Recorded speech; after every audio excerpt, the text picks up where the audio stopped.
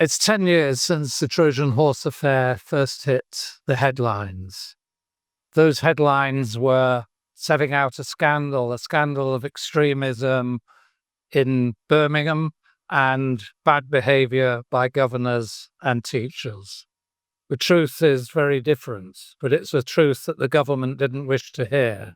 And they didn't wish to hear it because they were using the scandal to promote their own agenda, an agenda which was about managing public attitudes towards Muslims.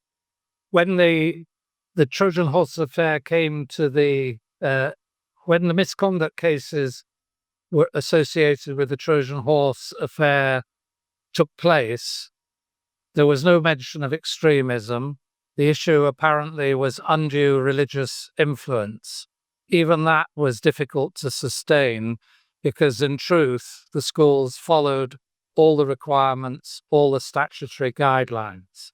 The cases collapsed in 2017, 3 years after the affair had come to the headlines and had done its damage to Muslim communities and their reputation in Britain.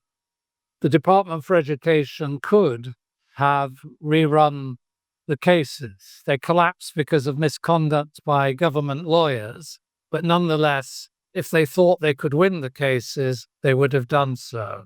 But by then, they realized that the evidence that had been heard in court was such that it would have vindicated the teachers.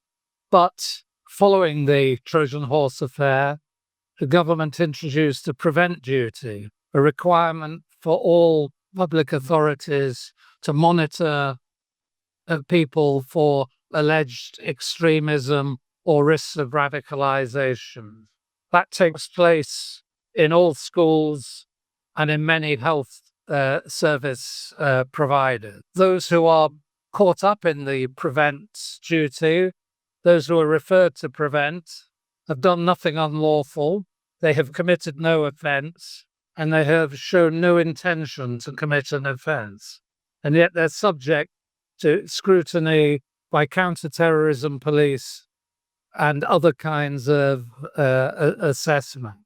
But the affair is not just a political scandal, it's also a personal tragedy for those who are caught up in it. Primarily the pupils of the school who were at a high-performing school, achieving well beyond expectations, and their parents who had supported them at that school. A successful school is a combination of parents, children, and teachers. That school in Birmingham was undermined in order to secure the government's own agenda.